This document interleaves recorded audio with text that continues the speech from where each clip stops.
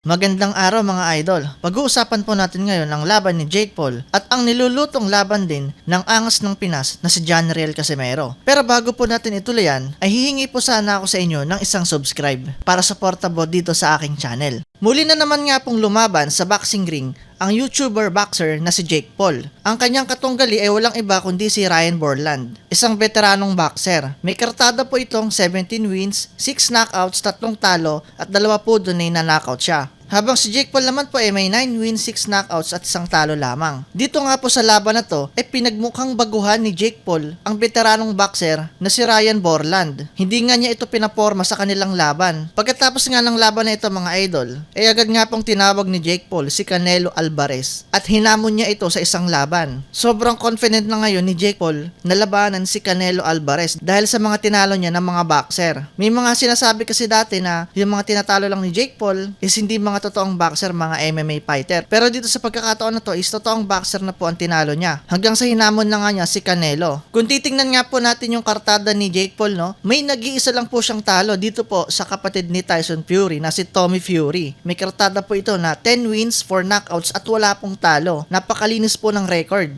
So kung ako naman tatanungin yung mga idol, no, kung dito nga kay Tony Fury ay nahirapan si Jake Paul, paano pa kaya kay Canelo Alvarez na isang totoong boxer talaga at napakagaling sa kanyang division. Although hindi ko naman minamalit itong si Tommy Fury, magaling din talaga to, pero iba pa rin talaga yung kalibre ng isang Canelo Alvarez. Kung titingnan natin yung mga achievements nito ni Jake Paul, hindi pa talaga siya nakakalaban ng isang caliber boxer. Kumbaga yung mga kinakalaban niya, yung mga palaos na or hindi mga totoong boxer talaga. Sa ibang balita naman po, pinabulaanan nga po ng Team Casimero na magkakaroon po sila ng bagong laban. May mga kumakalat kasi ngayon sa social media na may bagong nilulutong laban nga po para kay Casimero. Ang kalaban nga daw niya po ay si TJ Doheny. May kartada po itong 25 wins, 19 KOs at 4 na talo. Pero agad nga po itong pinabulaanan ng kapatid ni John Riel Casimero. Sabi nito, hindi daw totoong may nilulutong laban sa pagitan ni angas ng Pinas at itong si TJ Doheny. So sa ngayon mga idol, wala pa talagang kumpirmadong kalaban ngayon si Casimero. Si Casimero dun kasi yung pinaka-controversial na boxer ngayon dito sa Pilipinas. Madaming mga naangasan sa kanya pero may iaangas naman kasi talaga eh. Tingnan nyo ha, sunod-sunod yung mga talo ng mga Pinoy ngayon. Puro sa Japan, laging knockout, mga pinatamaan sa bodega. Pero may nag-iisang boksingero lang na hindi pa natatalo ng isang Hapon. Ito nga po si John Riel Casimero. Maraming mga basher din si Casimero pero kung titingnan natin,